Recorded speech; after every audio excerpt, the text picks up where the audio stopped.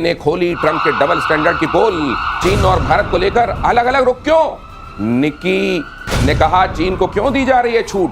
भारत जैसे मजबूत सहयोगी के साथ रिश्ता खराब ना करें। चलो कहीं तो सद्बुद्धि है। सद्बुद्धि है। निक्की हेली जो है इंडियन ओरिजिन की हैं और उन्होंने जो बात की उसमें दो बातें उन्होंने कही कि इनका सबसे ज्यादा बैलेंस ऑफ ट्रेड जो है वो किसके साथ गड़बड़ है। 300 billion 295 to be exact 295 billion का ट्रेड डेफिसिट है विद रिस्पेक्ट टू चाइना। तो चाइना को क्यों नहीं कह रहे हैं आप? लेकिन यहाँ पर एक बात है, जो ट्रम्प जो इतनी सारी उलटफेर कर रहे हैं, शायद इनके अपने इकोनॉमिस्ट कह रहे हैं, यहाँ पर वो बात कह सकता हूँ थोड़ी सी सीरियस नोट पे, एक ट्रिफिन डायलेमा करके। ये क्या है सर ट्रिफिन डायलेमा? ट्रिफिन डायलेमा का मतलब ये होता है कि जब आप अपने देश की करेंसी को पूरे वर्ल्ड की करेंसी बनाना चाहते हैं, इसका मतलब आप सबको करेंसी देना चाहते हैं। ठीक है, तभी तो लोग खरीदेंगे। डॉलर देना चाहते हैं। अगर आप डॉलर देना चाहते हैं तो उनसे क्या लेंगे? तो आप इंपोर्ट करेंगे। जब तक आप ज्यादा इंपोर्ट नहीं करेंगे तो डॉलर देंगे कैसे? देंगे कैसे? और अगर आप टैरिफ लगा देंगे तो कैसे इंपोर्ट होगा? कैसे इंपोर्ट होगा? राइट। तो उनको डॉलर नहीं मिलेंगे। तो वो ट्रिफिन डायलेमा ये था कि अगर आप ये नहीं करेंगे तो आपकी जो वर्चस्व है डॉलर का वो खत्म हो जाएगा। तो इसका मतलब आपको इंपोर्ट ज्यादा करना पड़ेगा। तो अब इसमें कंट्रोल कैसे करें? आप अपने यहाँ टेक्नोलॉजी कंट्रोल करिए, अपने यहाँ स्किल कंट्रोल करिए, अपने यहाँ जो बोर्ड लेवल की मैनेजमेंट है वो कंट्रोल करिए, बाकी से काम करिए, बाकी सबसे काम करिए, काम कराइए। तो ये व्यवस्था ठीक चल रही थी। अब इन्होंने उसमें क्या गड़बड़ की? टैरिफ लगाई, यूनिवर्सिटीज को अटैक कर दिया। नहीं, अपने यूनिवर्सिटीज को अटैक कर दिया तो स्किल बंद हो गई। कहते हैं H1B बंद करेंगे तो लोग आना बंद कर देंगे। और जो इंजीनियर्स हैं, डॉक्टर्स हैं, कॉन्स्ट्रक्टर्स हैं, इंजीनियर्स डॉक्टर मोस्टली चाइनीज और इंडियंस हैं, कॉन्स्ट्रक्टर्स मोस्टली मैक्सिकन्स हैं, इन सबको आप निकाल दोगे तो यही करना पड़ेगा। ये भैया है कौन सी रणनीति? ये जिसमें जो दुश्मन है वो तो दोस्त बन गए, जो एलाइज है वो तो आपके दुश्मन बन गए। वो दुश्मन बनते जा रहे हैं। तो आपको ये बार सोचना पड़ेगा कि जिस तरह से कल जनरल सिन्हा कह रहे थे कि क्या आप उसी डाल को काट रहे हैं जिसमें आप बैठे हुए हैं? फिलहाल तो यही लग रहा है, यही है डायलेमा। और ये ट्रिफन डायलेमा अब और बड़ा डायलेमा हो गया। एनएसए अजीत डोभाल का रूस दौरा। अगली खबर, मॉस्को में राष्ट्रपति पुतिन से होगी मुलाकात। भारत के एनएसए जा रहे हैं रशिया। रणनीतिक साझेदारी पर होगी चर्चा। तेल खरीद पर बड़ी डील संभव। और मुझको लगता है धीरे से डोभाल साहब ये भी कहेंगे और पाकिस्तानी बुलाओ यार, थोड़ा फ्रंट लाइन पे लगा दो जरा, जिधर से जेलेंस्की बम बरसा रहे हैं। जनरल सिन्हा, क्या क्या महत्वपूर्ण मुद्दे हैं जो डिस्कस हो सकते हैं? देखिए, बहुत बड़ा है आरआईसी का मुद्दा। रशिया, इंडिया, चाइना का जो मुद्दा है और वो चला है। और हम रशिया के कहने से ही और जो रीसेटिंग हो रही है नॉट चाइना के साथ, ये स्ट्रैटेजिक है।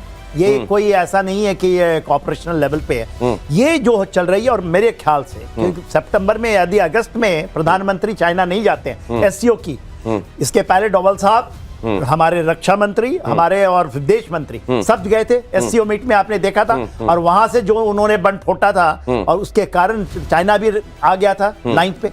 अभी चाइना को देखिए, मोदी जी ने 2017 से ये बात कही कि एलिफेंट एंड ड्रैगन का जो मिलाप है, वहां से बोला था ये आफ्टर डोकलाम। उनको ये यहाँ भी समझाए थे उन्होंने जब हमारे इंडिया में आए और साउथ में गए 2019 में। मगर जो ये बताइए, अमेरिकी दादागिरी, कई बार जो दादागिरी होती है ना, वो देश जो आपस में कहीं वैमनस्य रख रहे होते हैं उनको भी सद्बुद्धि आती है। चाइना को क्या, ड्रैगन को ये बात समझ में आएगी जो मेरा नेबर है, मैं नेबर नहीं बदल सकता।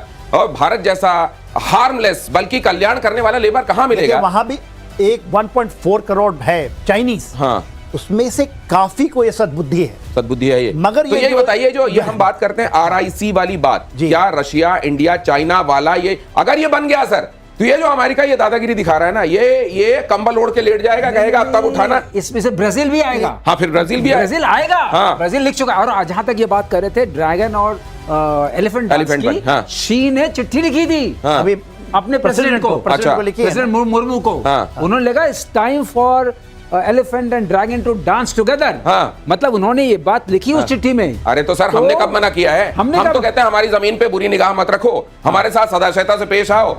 हम तो वैसे ही देश हैं। तो हम चाहते हैं भैया हम किसी का नहीं बिगाड़े। हमको चिट्ठी मत लिखो, अपने आप में तब्दीलियां लेकर आओ, अपना व्यवहार बदलो। हम तो ये चिट्ठी वाली जो भाषा है वो तो हम खुद ही उसको चरितार्थ करते हैं, उसको जीते हैं। अगली खबर यह है कि अमेरिका यूरोप मिसाइल पर प्लान पर भड़के पुतिन।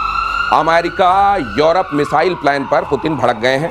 बेलारूस में और सैनिक मिसाइल तैनात करने की तैयारी है। रूसी विदेश मंत्रालय का बड़ा बयान, रूसी परमाणु मिसाइलों की अब कोई सीमा नहीं है। अमेरिका नेटो से पूरी ताकत से मुकाबला किया जाएगा।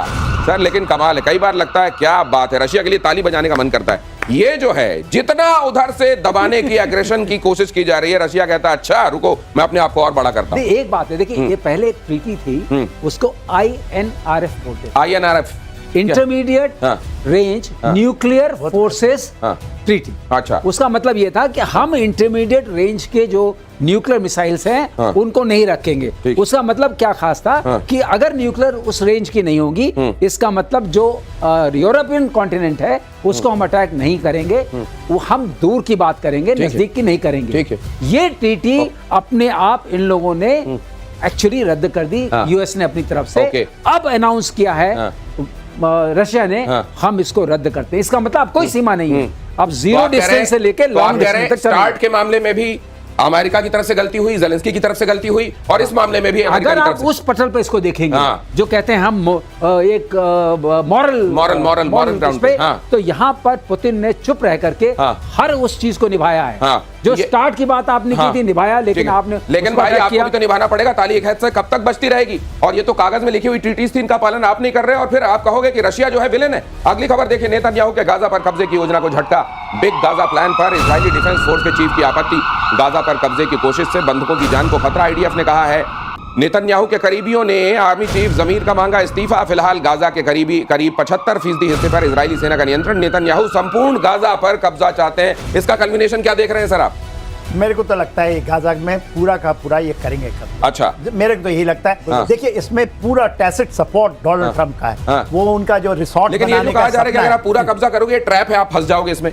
नहीं, देखिए आप बहुत छोटी स्ट्रिप है, इसको हम बहुत ये लोग कर नहीं पाए जिस तरह से करना चाहिए। आप बताइए ना, टोटल लेंथ क्या है? 42 किलोमीटर बाई 12 किलोमीटर का लेंथ बहुत बड़ा नहीं होता है। मगर इन्होंने जो किया है ना कि एक बार इधर भेजो, फिर इधर भेजो, फिर इधर भेजो, इधर भेजो, और आप उसको मॉपिंग ऑफ ऑपरेशंस कहते हैं, आप उसको सैनिटाइज करके अपने कब्जे में लेने की, वो इन्होंने नहीं की। और आपके पास क्या पता सर प्लान रहा हो, मारो कम घसीटो ज्यादा, प्लान है। वो प्लान के साथ पूरी बर्बादी, एक एक घर को मारना है, बिल्कुल, क्योंकि वहां रिसोर्ट बना। ये अगली खबर इसी नोट पर देखिए, गाजा में इजरायली सेना का ताबड़तोड़ प्रहार जारी है। आईडीएफ ने कई लोगों पर, कहते हैं हालांकि दूसरी तरफ से आने वाला आरोप है कि भूखे लोगों पर गोली चला दी, सहायता और शरणार्थी कैंपों पर गोलाबारी हुई। गाजा में पिछले 24 घंटों में 74 की मौत, लेकिन इस बीच आपको यह भी ध्यान रखना चाहिए कि इन्हीं कैंपों से इजराइल की तरफ मोर्टार भी चलाए जा रहे हैं। और ऐसे में अगर ये शिकायत की जा रही है कि देखिए भूखे लोगों पर, अरे आप भूखे और ऐसे लोग जो सताए हुए हैं उनके बीच में मोर्टार लेके पहुंच जाएंगे और इजराइल पे मारेंगे, और आप चाहेंगे कि इजराइल चुपचाप देखता रहे। क्यों? क्योंकि उसके आसपास